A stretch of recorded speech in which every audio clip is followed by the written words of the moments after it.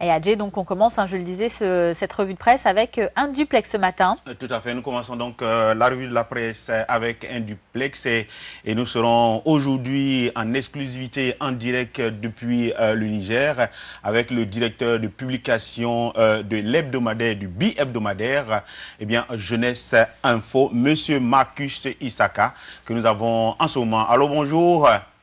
Bonjour. Monsieur Marcus, comment allez-vous ce matin? Oui, ça va bien, merci. Et vous-même? Oui, ça va très bien. Bonjour monsieur. Oui, bonjour. Bienvenue sur le plateau de Barao Africa. On est ravis de vous avoir ce matin et de Merci surtout beaucoup. découvrir. Merci beaucoup, c'est un plaisir vraiment. Merci. On va découvrir mieux votre journal qu'on présente ici dans la revue de presse avec Adjé. Tout à fait. Oui. Alors dites-nous, depuis quand existe Jeunesse Info, quelle est donc la date de création, sa ligne éditoriale et surtout, est-ce que vous avez un public spécifique que vous comptez toucher? Oui. Jeunesse Info, le journal a été créé il y a bientôt 13 ans. Il a été créé depuis 2003. Et l'équipe du journal, c'est une dizaine de jeunes qui animent le journal, dont 6 hommes et 4 femmes.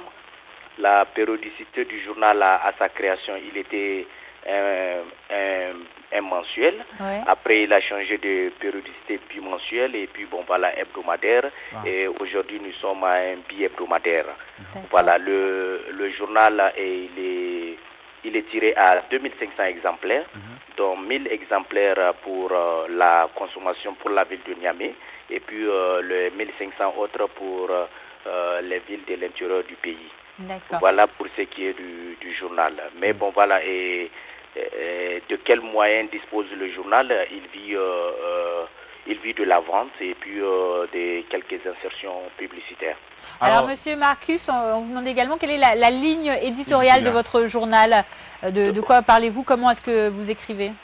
Oui, si vous voulez, dans Jeunesse Info, nous essayons de toucher du doigt un peu tous les sujets, parce que bon voilà, on se démarque par rapport aux autres titres qui existent ici, parce que bon voilà, et si vous référez ici, il y a certains titres qui sont radicalement contre l'opposition et vice versa. Nous, Jeunesse Info, on essaie de se démarquer, bon voilà, et on essaie de dire juste le mot juste. Si tu fais du bien, on essaie de dire que tu as fait du bien, mais bon voilà, cela n'empêche aussi, quand tu fais du mal, on essaie de te taper sur le doigt. Voici un peu, si vous voulez, nous on est équilibrés si vous voulez. D'accord. Alors est-ce que Jeunesse Info, à travers le nom par exemple, a une audience spécifique que le journal veut toucher? Jeunesse Info, bon voilà, et beaucoup nous posent la question, ben, est-ce que c'est un truc qui est destiné aux jeunes ou quoi que ce soit? Bon voilà, et il me semble que qu'on est jeune jusqu'à 70 ans. C'est vrai, on en a des bons exemples ici dans l'émission. Donc le terme jeunesse, c'est pas du point de vue âge, c'est du point de vue activité, si vous voulez. Donc on est vraiment une équipe dynamique que je salue au passage. On n'est que des jeunes et puis voilà, mais nous essayons de faire un peu de l'information en général. Tout à fait. Avant de rentrer dans le détail de l'exemplaire, le dernier exemplaire que vous avez sorti, je voulais savoir où est-ce qu'on peut se procurer le journal Jeunesse Info. Est-ce que c'est uniquement en kiosque à journaux? Est-ce qu'on peut le trouver aussi peut-être sur Internet ou autre? Oui, Jeunesse Info est tiré à 2500 exemplaires, comme je vous disais tout à l'heure, et dont 1000 pour Niamey et 1500 pour l'intérieur du pays. Il est vendu au niveau des kiosques, et puis bon voilà, mais pour ici, c'est surtout la vente à la criée qui est mise devant, c'est-à-dire vous le retrouvez dans les recoins des rues, et puis bon voilà.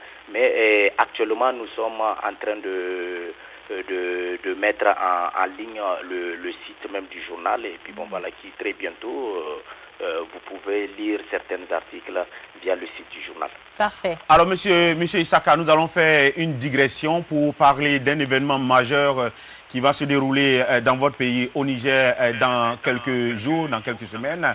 Eh bien, il s'agit de l'élection présidentielle. À la veille de cette élection, quelle est l'atmosphère générale, quelle est l'ambiance au sein de la population nigérienne? Oui, les élections vont se dérouler, comme vous l'avez dit, le 21 février prochain. Il y a 15 candidats qui sont en lice. l'ambiance, elle est bon enfant. Et puis, si vous faites le tour de tous les recoins de Niamey et l'intérieur du pays, vraiment, c'est la ferveur totale et chacun des QG s'active pour élire son candidat. Mais le message fort qui est lancé ici, c'est le président sortant Mahamadou Issoufou qui veut gagner les élections dès le premier tour.